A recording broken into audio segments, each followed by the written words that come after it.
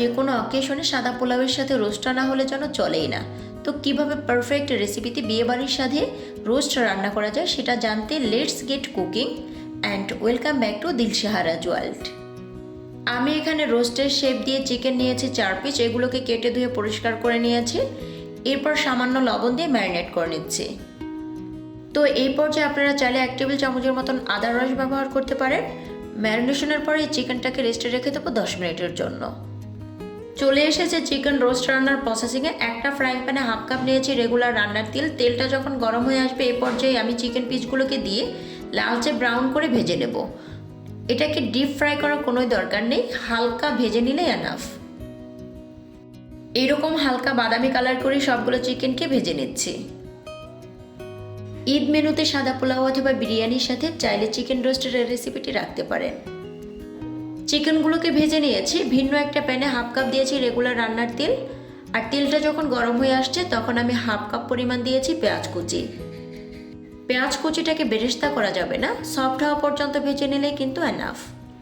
তো পেঁয়াজটা ভাজতে ভাজতে পেঁয়াজের সাথে আমি 4 টুকরা দিয়েছি এলাচ এবং 2 টুকরা দারুচিনি। এই পেঁয়াজটাকে ভাজতে ভাজতে যদি কালারটা চেঞ্জ করে ব্রাউন করে দেন তাহলে কিন্তু রোস্টের যে অথেন্টিক একটা কালার আছে এটা কিন্তু চেঞ্জ হয়ে যাবে। অ্যাড করছি 1 কাপ পেঁয়াজ বাটা। অনবরত নেড়েচেড়ে রাখছি যাতে করে মশলাটা প্যানের তলানিতে লেগে না যায়। মশলাটা অবশ্যই খুব ভালো করে ভুনতে হবে, কারণ মশলার কাঁচা স্মেলটা থেকে গেলে কিন্তু রোস্টটা খেতে খুব একটা ভালো লাগবে না। এখানে আমি আদা এবং রসুন একসাথে পেস্ট করে নিয়েছি, দুটো মিলে 1.5 টেবিল চামচ হবে।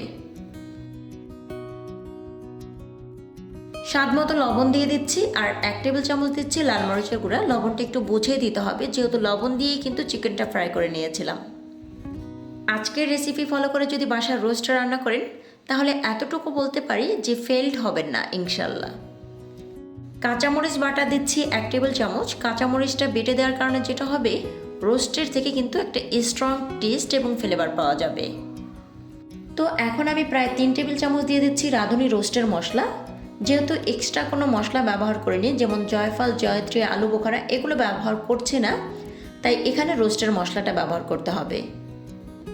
কারণ রোস্টের মশলার ভেতরেই কিন্তু সব ধরনের মশলা এবং ফ্লেভারটা দেয়া থাকে। মশলাগুলোকে কিন্তু আমি খুব ভালো করে ভুনে নিয়েছি। মশলার উপরে যখন তেল ছেড়ে আসছে এ পর্যায়ে এসে আমি আগে থেকে ভেজে রাখা চিকেনগুলোকে দিয়ে দিয়েছি। এরপর এতে অ্যাড করে দিয়েছি 1 টেবিল চামচের মতন টমেটো সস। 1/4 কাপ দিয়েছি কাজু বাদাম বাটা। আপনার পছন্দ মতো যে কোনো ধরনের বাদামের ব্যবহারটাই কিন্তু এখানে করতে পারবেন, তবে বাদামটা স্কিপ করা যাবে না। রোস্টের অথেন্টিক টেস্টটা পেতে হলে কিন্তু বাদাম বাটাটা অবশ্যই ব্যবহার করতে হবে।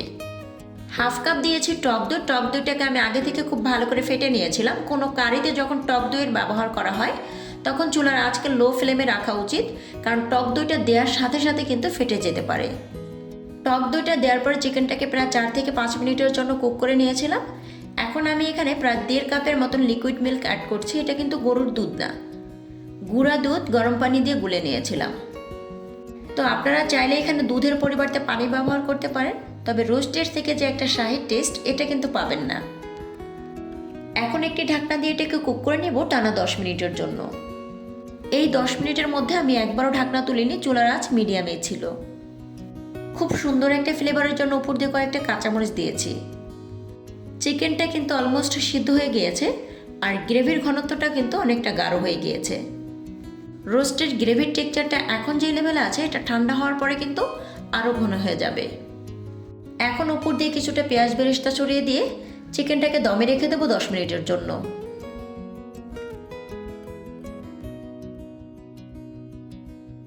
আজকের রেসিপি ভালো লাগলে অবশ্যই আপনার ফ্রেন্ড এবং ফ্যামিলির সাথে শেয়ার করবেন। সবাইকে অগ্রিম ঈদের শুভেচ্ছা, ঈদ মোবারক।